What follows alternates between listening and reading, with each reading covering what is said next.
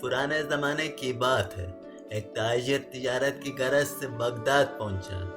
गुज़िश्ता वक्तों में तिजारत का ये कानून था कि ताजिर जिस मुल्क में तिजारत करने जाता, सबसे पहले वहाँ के बादशाह से मुलाकात करता, अपना सारा सामान तिजारत दिखाता और इसकी खूबियों और इनफरादियात से आगाह करता था। चुनांचे इस ताजिर को भी बगदाद पहुंचने के बाद बादशाह के दरबार में पेश कर दिया गया। ताजिर ने बादशाह के हुजूर सारे ताइफ पेश कर दी, फिर माल तिजारत निकाला और एक एक चीज़ की खूबी बयान करते हुए दिखाने लगा। हुजूर, ये पानी से चलने वाली घड़ी है जो मैंने यूनान से खरीदी है। ये कालीन है जो मैंने ईरान से खरीदा है और ये खालिस रेशम के तार से बना है। ये रकम मलाहिज़ फरमाए जो मैंने जापान से बहुत महंगे दामों खरीदा है। ताजिर ने एक एक माल की अहमियत बयान कर दी। फिर बादशाह मुस्कुराते हुए कहा, बहुत खूब, तमाम चीज़ें बहुत उम्दा नायाब है जो तुमने ईरान, यूनान और जापान से खरीदी है, लेकिन ये तो बताओ कि तुम्हें हिंदुस्तान में हमारे शान में कोई चीज़ नज़र आई? ताजिर ने बादशाह को मुतासिर करने के लिए कहा, यूँ तो बादशाह सलामत, आपके शान बहुत चीज़ें थी, लेकिन जो चीज़ मुझे पसंद आई, इसको हासिल करने के लिए मुझे कुछ अरसा वहाँ क़याम करना पड़ता, जबकि मेरे पास सिर्फ 2 दिन का वक़्त था। बादशाह ने पूछा, अच्छा वो क्या चीज़ थी? ताजिर बोला, जनाब, वो एक मोती है और इसकी खास बात यह है कि वो दूसरों को बांटने से बढ़ता है, इसको कोई चुरा भी नहीं सकता, और इस मोती से बहुत सारे जेवर भी बनाकर पहने जा सकते हैं।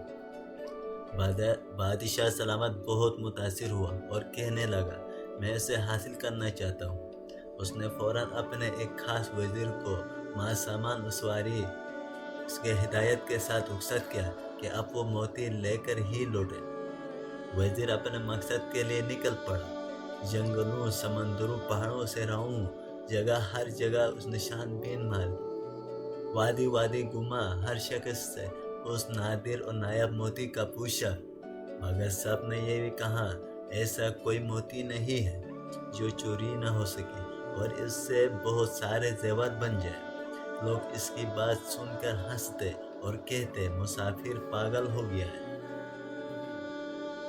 महीनों बैठ गए, नाउमीदी के साए गहरे होने लगे, लेकिन बादशाह के सामने नाकाम लौटने का खौफ इसको चैन नहीं लेने दे रहा था।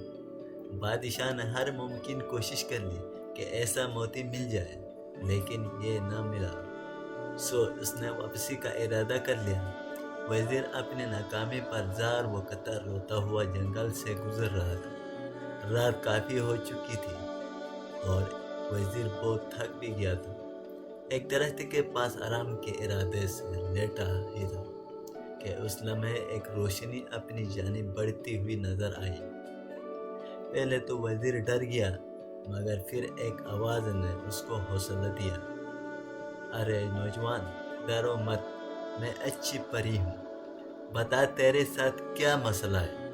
तो मद्दतों का थका हुआ मुसाफिर मालूम होता है, बता मैं तेरी क्या मदद करूँ? वज़ीर ने अपनी दास्तान के सुनाई कि उससे जिस मोती की तलाश थी वो कहीं नहीं मिला। अब अच्छी परी वज़ीर के सामने आ चुकी थी और वो वज़ीर के बात सुनकर बेसाख्ता हंसने लगी। फिर बोली, अफसोस के तूने अकल से काम न लिया और महज एक मोती की तलाश में महीनों मारा मारा फिरता रहा। वज़ीर ने बोला, अच्छी परी, मैं तुम्हारा मतलब नहीं समझा। वो बोली, भले आदमी, वो मोती दरअसल इल्म का मोती है, लेकिन तू इसकी ज़ाहिरी शक्ल को तलाश करता रहा। इल्म तो एक ऐसी शे है जिसे हज़ारों नाम दिए जा सकते हैं। कहे उससे फलदार दरख्त कहते हैं, तो कभी सूरज से तशबीह देते हैं, और इससे समंदर भी कहा जाता है, लेकिन उससे कोई चुरा भी नहीं सकता है। लेकिन उससे जेवर बनाने वाली सिफत? वज़ीर ने हैरत से पूछा। परी ने मुस्कुराते हुए कहा, इल्म की बहुत सारी सिफात हैं, تم اس موتی کی صورت کو کیوں تلاش کرتے ہو؟ یاد رکھو، ہر شے کی تاثیر کا تعلق اس کے نام سے نہیں بلکہ اس کے اندرونی خوبیوں سے ہوتا ہے۔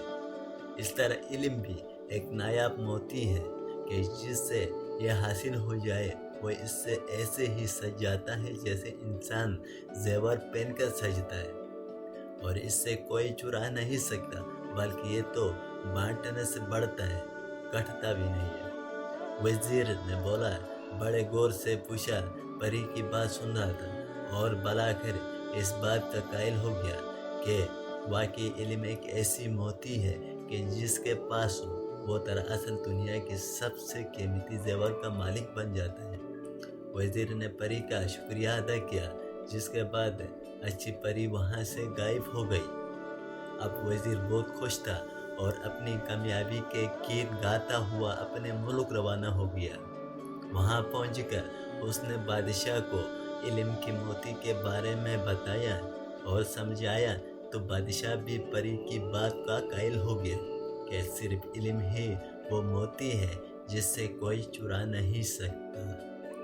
میرے پیارے ساتھیوں، علم ایک ایسا موتی ہے جس کی چمک دمک زمین سے آسمان، فرش سے عرش تک ہے، اور علم کے اس موتی کی روشنی میں ہی انسان اس کائنات کے خالق و مالک تک رسائی حاصل کرتا ہے۔ اللہ تعالی ہم سب کو علم حاصل کرنے کی توفیق عطا فرمائے۔ آمین ثم آمین۔